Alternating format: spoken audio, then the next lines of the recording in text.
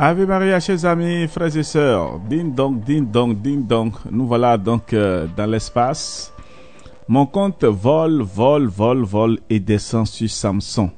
Samson qui mate les Philistins, c'est-à-dire il les met à terre. C'est le thème que nous allons aborder aujourd'hui et nous allons partir du livre des Juges, du chapitre 14 au chapitre 16. Bienvenue à vous tous dans Contes et légendes.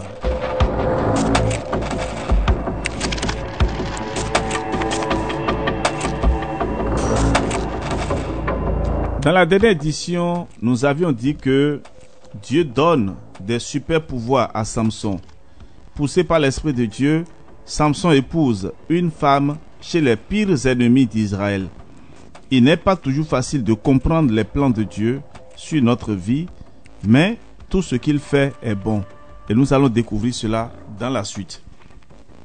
Comme Samson est rentré chez ses parents parce qu'il était en colère, sa femme est donnée en mariage à l'un de ses garçons d'honneur.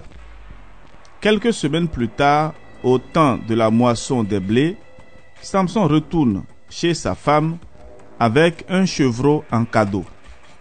Il salue sa belle famille et demande à son beau-père: « Puis-je rejoindre ma femme dans sa chambre, s'il te plaît ?» Mais son beau-père refuse et lui répond: « Comme tu es reparti en colère, je me suis dit que tu ne l'aimais plus. Alors je l'ai donné en mariage à un de tes garçons d'honneur.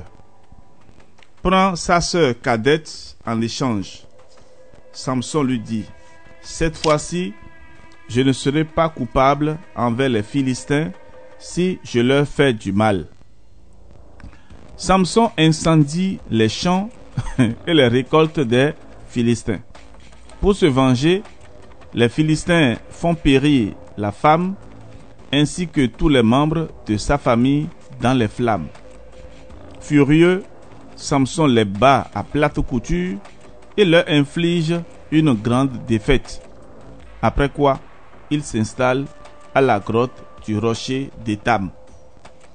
Quelque temps plus tard, les Philistins font une incursion à Léhi et disent aux gens de Juda: « Nous sommes venus vous attaquer pour lier Samson et le traiter comme il nous a traités. » Pour éviter la guerre, 3000 hommes de Juda rejoignent Samson et lui disent: « Nous ne voulons pas te faire mourir. » Oui, nous ne voulons pas te faire mourir, mais nous allons te lier et te livrer aux Philistins.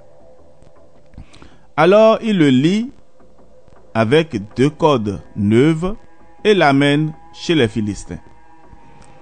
À l'entrée de Léhi, les Philistins accourent à la rencontre de Samson avec des cris de triomphe. L'Esprit de Dieu descend sur Samson et les cordes qu'il a sur les bras se dénouent. Avec une mâchoire d'âne qu'il ramasse par terre, il abat 1000 Philistins. Après son triomphe, Samson est épuisé et a hyper soif. Il prie Dieu en disant: « C'est toi qui m'as donné cette grande victoire, mais maintenant je suis en train de mourir de soif. Vas-tu m'abandonner aux mains des Philistins incirconcis? » Alors Dieu fend le rocher qui est à Léhi et en fait jaillir de l'eau. Samson se désaltère et retrouve ses esprits. Samson est le nouveau juge en Israël à l'époque de la domination des Philistins. Un jour, Samson se rend à Gaza. Il rencontre une femme et entre chez elle. Informés, les habitants de Gaza font des rondes et le guettent toute la nuit à la porte de la ville. Mais Samson ne sort toujours pas. « Attendons jusqu'au lever du jour et nous le tuerons, disent-ils. » Au milieu de la nuit, Samson se lève et saisit les battants de la porte de la ville, ainsi que les 2 montants. Il les arrache avec la barre et les charge sur ses épaules. Il les porte jusqu'au sommet de la montagne qui est en face d'Hébron.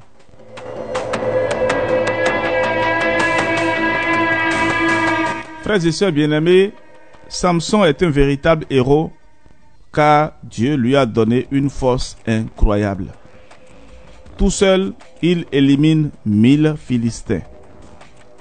Alors qu'il meurt de soif, Dieu vient à son secours en faisant jaillir de l'eau d'un rocher.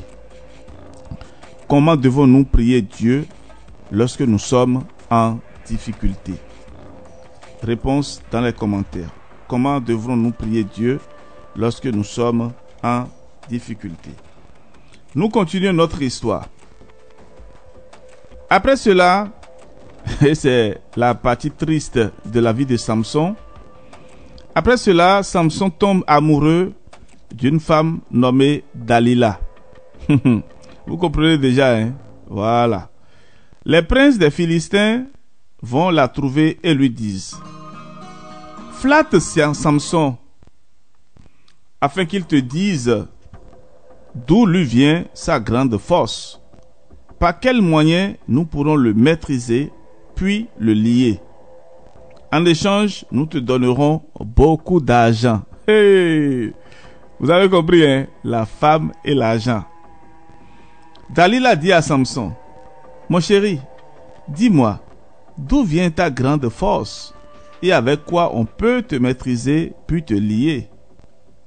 Samson lui répond: si on me lie avec 7 cordes d'arc fraîches, je perdrai mon pouvoir et je deviendrai un homme ordinaire. Avec la complicité des Philistins, Dalila fait le test, mais Samson rompt les cordes avec une force extraordinaire. Comme Dalila insiste pour connaître son secret, Samson lui dit: si on me lie fortement avec des cordes neuves, je perdrai ma vigueur.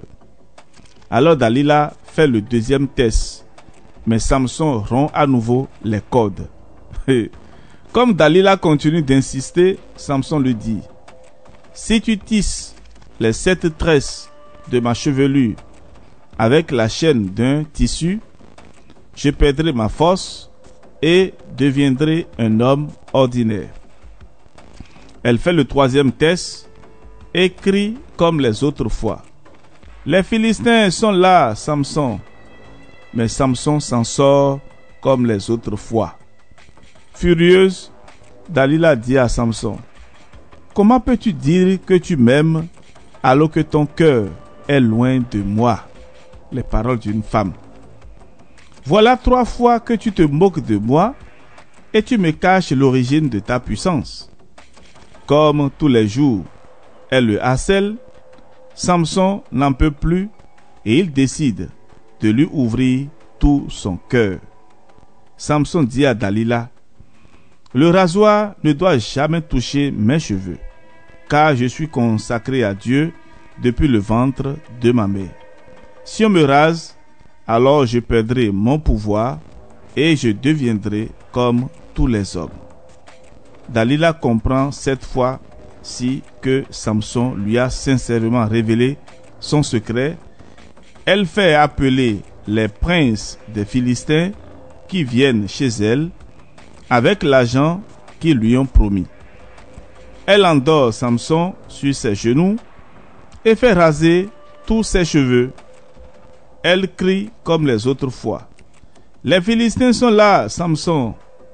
Se réveillant de son sommeil, il se dit: je m'en sortirai comme les autres fois. Mais Dieu lui a retiré son pouvoir. Les Philistins se saisissent de Samson, lui crèvent les yeux, l'enchaînent et le jettent en prison à Gaza. Oui, frères et sœurs, voilà la triste histoire de Samson. Une femme païenne pousse Samson à désobéir à Dieu. Il se fait raser les cheveux parce qu'il a révélé son secret à Dalila. Il perd ainsi tous ses super pouvoirs. Chers amis, frères et sœurs, que se passe-t-il lorsque je désobéis à Dieu? Dieu a dit qu'on ne doit jamais raser les cheveux de Samson. Et voilà, il dévoile le secret à une femme.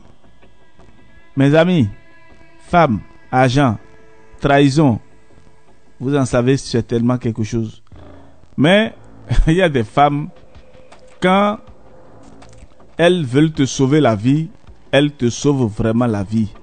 Et donc, toutes les femmes ne sont pas comme Dalila. Et les femmes, enfants d'Abraham, sont les meilleures. Voilà, bonne fête à tous les fils et fils d'Abraham. Je vous loue et je vous invite à avoir les mêmes comportements que la très sainte Vierge Marie et Saint Joseph.